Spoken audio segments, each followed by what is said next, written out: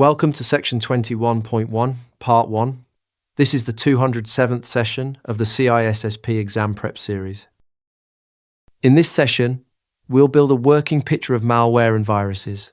We'll answer several questions. What exactly is malware, and why are its categories so blurry? Who writes malicious code today? What is a computer virus really doing? How do viruses spread from machine to machine? And what are the 4 classic propagation techniques? Why does this matter beyond the exam? Because containing malware is daily bread for a security team. Imagine you run defenses for a regional credit union. One infected laptop can seed a quiet outbreak across shared drives overnight. When you understand how these threats move and hide, you design controls that actually stop them. When you do not, you are only reacting after the damage lands. So, what exactly is malware? And why are its categories so blurry? Malware is any software built to carry an unwanted or harmful payload onto systems. It exploits weaknesses in networks, operating systems, applications, and even physical access. Some strains need a careless human to click or share before they spread. Others move on their own power across exposed machines. Here is the catch. Real specimens rarely sit neatly in one bucket. A single sample often behaves like a virus, a Trojan, and a bomb at once. So treat these labels as overlapping traits, not tidy compartments. Who actually writes malicious code today? The cast has shifted over the years. Early authors were highly skilled coders chasing bragging rights and, oddly, exposing real flaws along the way. Today, a script kiddie downloads a ready-made kit and fires it off with almost no understanding of how it works. Organized crime rings pick up those same tools for profit, harvesting banking credentials and identities at scale. At the top sit advanced persistent threats. Well-funded groups often tied to nation-states. These advanced persistent threat actors hoard zero-day exploits, flaws the vendor does not yet know about, so there is no patch and no easy defense. Their malware is precise, sometimes aimed at a single target, and very hard to shake. What is a computer virus really doing? Think of it like a biological virus with 2 jobs. First, propagation, the way it copies itself onto new hosts. Second, payload, the harmful action it was built to deliver. That payload might do something petty like flashing a rude message, or something ruinous like wiping a drive clean. Every virus is a small race against the defenders. The writer keeps inventing new ways to hide, and the antivirus world keeps catching up. Whatever the payload, it targets the confidentiality, integrity, or availability of your systems and data. How do viruses spread from machine to machine? Let's start with an overview, because there are 4 classic propagation techniques. The first attacks the boot process itself. The second infects executable program files. The third rides inside document macros. And the fourth injects itself into trusted system services. Each one answers the same question a different way. How do I reach a fresh victim without being noticed? Keep these 4 routes in mind as we walk through each. What is a boot record virus?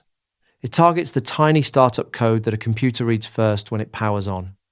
That code lives on a drive or removable media and tells the machine how to load the operating system. Because that startup area is only a few hundred bytes, it is far too small to hold a full virus. So the virus stashes its bulk elsewhere on the disk and leaves a pointer behind. When the system reads the infected startup record, it follows that pointer, loads the whole virus into memory, and may fire the payload. Picture a note on a locked door that says the real instructions are hidden under the 3rd floor mat. Boot defenses like a trusted platform module and secure boot help block this route. What is a file infector virus? This kind latches onto executable files and springs to life when you run them. On Windows machines, it favors program and script files, the ones that actually execute. It may quietly rewrite part of the program's code, or in some cases swap the whole file for a poison copy. A plain file infector is often caught by comparing a file's size, date, or hash before and after. One sneaky cousin is the companion virus. It creates a lookalike file with a name the system runs first, so typing a shortcut launches the fake instead of the real program. That is a solid reason to always run the full, exact file name you intend. What is a macro virus? Many everyday productivity apps let you automate chores with small embedded scripts. Those scripting languages are easy to write in, which is exactly why attackers love them. A macro virus hides inside a document and runs when you open the file. These spread fast in their heyday because the antivirus world simply had not braced for documents as a carrier. Think of a poisoned recipe card that cooks something nasty the moment you read it. The lasting fix was to stop untrusted macros from running without your explicit permission, which sharply cut their spread. What is a service injection virus? This technique hides by climbing inside processes the operating system already trusts.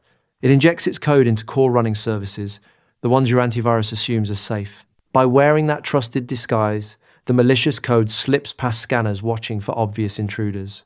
Imagine a con artist who steals a security guard's uniform to walk freely through the building. The strongest defense here is discipline patching, especially for browsers, media players, and helper tools that render web content. So let's bring it together. Malware is any harmful payload carrier, and its categories blur because real samples mix traits. Its authors range from bored coders to script kiddies, crime rings, and advanced persistent threats armed with 0 days. A virus lives to propagate and to deliver a payload against confidentiality, integrity, or availability. And it reaches new hosts through 4 classic routes: the boot record, file infection, macros, and service injection. Hold this map, and every countermeasure we cover next has a clear place. The MCQs covering all the topics and concepts from this session are available on rucloud.com. Practice the chapter-specific MCQs before moving on to the next session. Thanks for watching. If you have any questions or feedback, post a comment below or email us. I will see you in the next session.